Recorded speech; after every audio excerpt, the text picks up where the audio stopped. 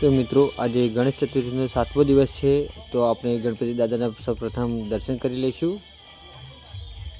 તો ગણેશ ચતુર્થી નિમિત્તે અમારા મહાકાય ગ્રુપના બધા મેમ્બરો સભ્યો ભેગા થઈને આજે જમણવારનું આયોજન રાખેલું હતું 7મા દિવસે। તો જમણવાર ચાલુ થઈ ગયો છે અને પ્રસાદ લેવા પણ પબ્લિક આવી રહી છે, તમે જોઈ શકો છો મિત્રો। અને આ અમારા બધા મિત્રો છે, સાથી મિત્રો છે, અને આ છે અમારા રસોડિયા કારીગરો છે, જે રસોડું બનાવ્યું છે, ફ્રીમાં સેવા આપે છે।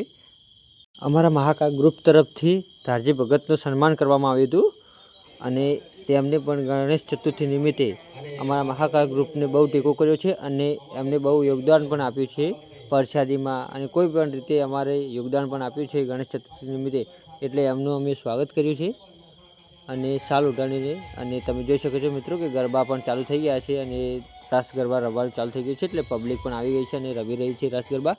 તમે જોઈ શકો છો મિત્રો કે આજે રમઝટ જામી જશે અને આજે છેલ્લો દિવસ છે ગણેશ ચતુર્થીનો અને કાલે વિસર્જન કરવા જવાનું છે। તો મિત્રો તમે જોઈ શકો છો કે આજે ગરબાની રાસ જમાણી છે।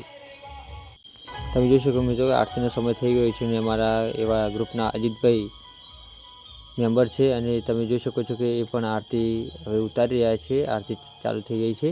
અને આજે અમે એવું આયોજન કરેલું હતું કે છેલ્લો દિવસ છે એટલે અમારા ગ્રુપના બધા તમામ મિત્રોને આરતીનો લાવો મળે અને આરતી ઉતારવા ગણપતિ બાપાને મળે એવું આયોજન કરેલું હતું। તો તમે જોઈ શકો છો મિત્રો કે બધા લોકોનો આરતી ઉતારવાનો મોકો મળી રહ્યો છે અને જોઈ શકો છો મિત્રો કે બધા સરસ રીતે આરતી પણ ઉતારી રહ્યા છે અને મનનો ભાવ પણ હરખથી આગળ વધારી રહ્યા છે।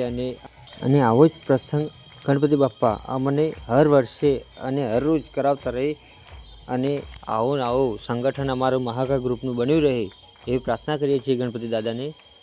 તમે જોઈ શકો છો કે મિત્રો બધા આરતીનો લાવો લઈ રહ્યા છે અને બધા વારા પરથી પોતપોતાના નંબર પ્રમાણે આરતી ઉતારી રહ્યા છે દાદાની, તમે જોઈ શકો છો મિત્રો। અને બધા બાપાની આરતીમાં ખોવાઈ ગયેલા છે, તમે જોઈ શકો છો મિત્રો। આરતી પૂરી થયા પછી પણ અમે પ્રોગ્રામ ચાલુ રાખ્યો હતો, બધી પબ્લિક તો વિરાઈ ગઈ હતી, પણ અમારા મહાકાય ગ્રુપના બધા એવા સભ્યો હતા તેમને નાચવાની ઈચ્છા હતી, એટલે અમે પણ ડીજે ચાલુ રાખીને એમનું ઈચ્છા પૂર્ણ કરી નાખી અને બધા અમારા ગ્રુપના લોકો નાચી રહ્યા છે, તમે જોઈ શકો છો મિત્રો। અને હરખથી ગણપતિ બાપાના દર્શન કર્યા અને પછી એ પણ પ્રસંગ ઉજવી રહ્યા છે ગણપતિ બાપાનો, તમે જોઈ શકો છો મિત્રો। અને આવો જ પ્રસંગ અમને ગણપતિ બાપા હર વર્ષે કરાવે, અને આટલું જ કહું છું અને બ્લોગ પૂરો કરીએ છીએ અને મળીશું નવા બ્લોગમાં।